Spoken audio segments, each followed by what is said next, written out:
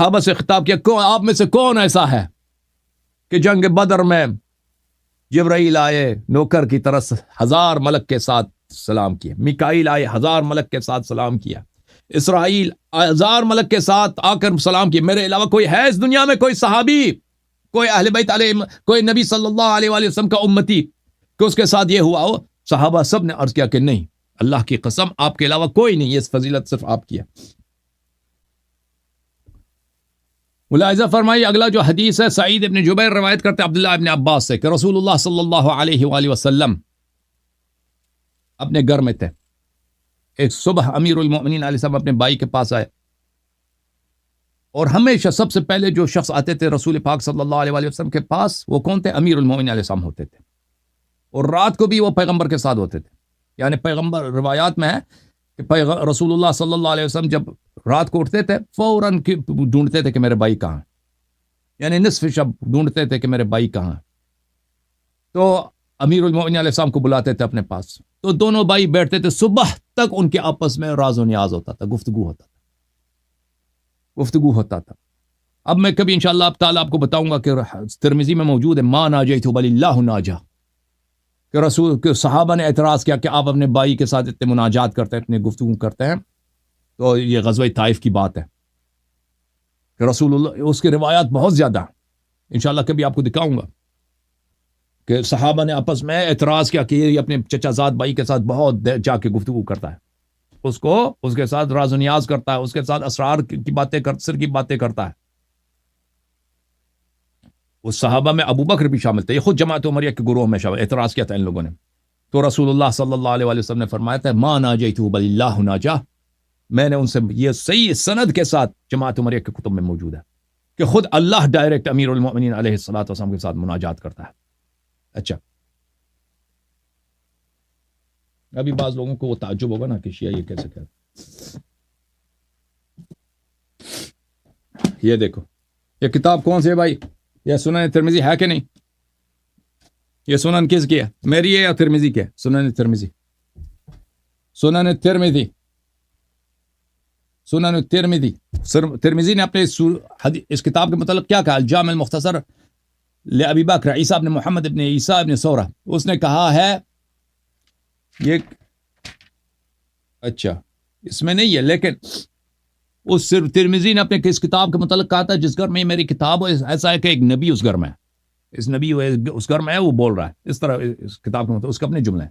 اچھا، اس کتاب میں ملاحظہ فرمائیے صفحہ نمبر 1065 میں حدیث نمبر 3747 جابر روایت کرتے ہیں، دعا رسول اللہ صلی اللہ علیہ وآلہ وسلم علی یوم الطائف فانتجاہ، امیر رسول اللہ صلی اللہ علیہ وآلہ وسلم نے فتح طائف کے وقت اپنے بھائی امیر المؤمنین علیہ السلام کو ساتھ بلایا۔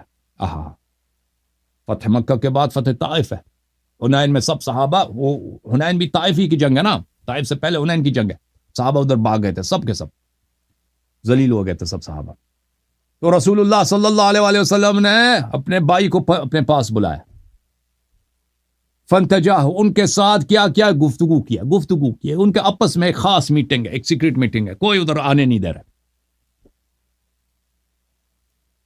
فقال الناس لقد طال نجواہ مع ابن عمہ، لوگوں نے کہا، صحابہ نے اعتراض کیا، جو نبی پہ اعتراض کرتا ہے وہ کافر ہوتا ہے، لقد طال نجواہ، دیکھیں کیا کہتا ہے کہ مع ابن عمہ، اپنے چچا کے لڑکے کے ساتھ یہ شخص بہت لمبی گفتگو کر رہا ہے، یہ تو مسلمان کے جملے تو نہیں ہو سکتے نا جو اس طرح اعتراض کر رہا ہے، اور یہ کہنے والا کون تھا میں آپ کو بتاؤں گا انشاءاللہ جب اس حدیث کے متعلق میں تفصیل سے بات کروں گا، یا ابو بکر تھا۔ اچھا، فقال رسول اللہ صلی اللہ علیہ من تجیتہ ولکن اللہ انتجاہ، میں نے امیر المؤمنین علیہ السلام کے ساتھ سرگوشی نہیں کی، اللہ نے گفتگو کیا، اللہ سبحانہ۔ اچھا، یہ حدیث بڑی طویل ہے، ما ناجیت بل اللہ ولکن اللہ ناجا، اس میں بھی ہے، اور یہ حدیث صحیح ہے انشاءاللہ تبارک و تعالی، بلکہ میں ابھی دکھاتا ہوں کہ اس کا کہنے والا ابو بکر تھا، ایک منٹ میں وہ لے کے آؤں،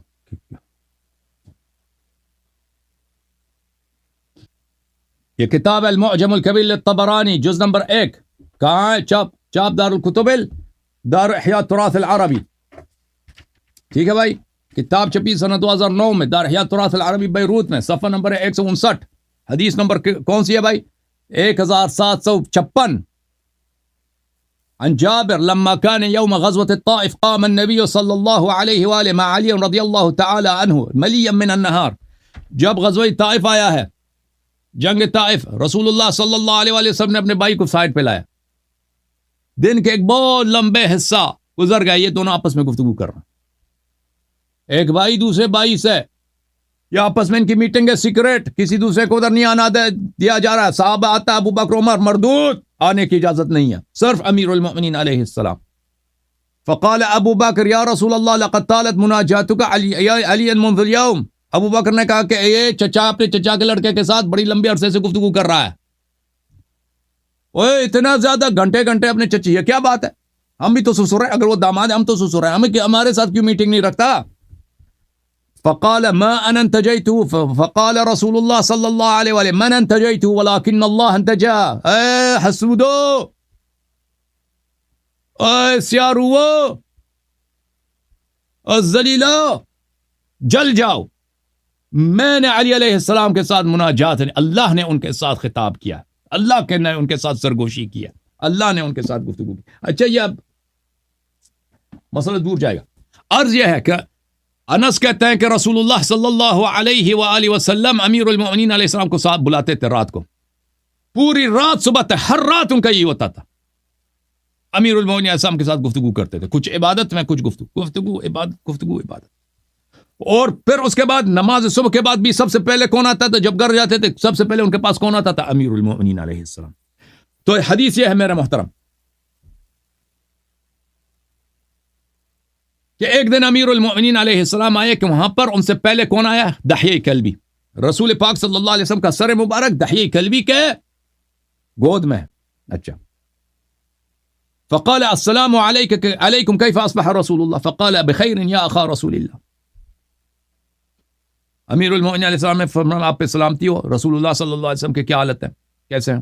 انہوں نے کہا کہ یا برادر رسول صلی اللہ علیہ وآلہ بہترین حالت ہے، الحمدللہ. فقال جزاک اللہ عنا اہل بیت خیرا. امیر المؤمنین علیہ السلام نے دعا کی کہ دحیہ کلبی اللہ تعالیٰ آپ کو، ہم اہل بیت علیہ السلام کی جانب سے آپ کو بہترین جزائے خیر دے. قال لو دحیہ انی احبک و انی لک عندی مدحۃ ازفها الیک. دحیہ نے کہا کہ میں آپ کی تعریف کرنا چاہتا ہوں. آپ کو پتہ ہے دحیہ کلبی جبرائیل جو انسان کی صورت میں آتا تھا پیغمبر صلی اللہ علیہ وسلم کے پاس اکثر دحیہ کلبی کی صورت میں آتا تھا.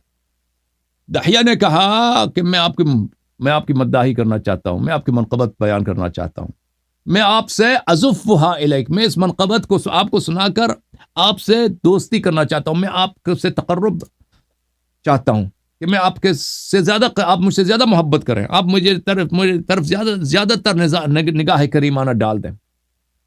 کیا کہنا چاہتے ہو اے دحیہ؟ جبرائیل نے عرض کیا انت امیر المؤمنین وقائد الغر المحجلین. آپ ہی مؤمنین کے بادشاہ ہیں، آپ ہی روز قیامت میں سرخ روؤں کو، سفید روؤں کو، محروموں کو، خوش نصیبوں کو ہاتھ پکڑ کر جنت داخل کرنے والے ہیں. آپ ہی قسیم الجنت والنار ہے. انت سید ولد آدم ما خلا النبیین والمرسلین.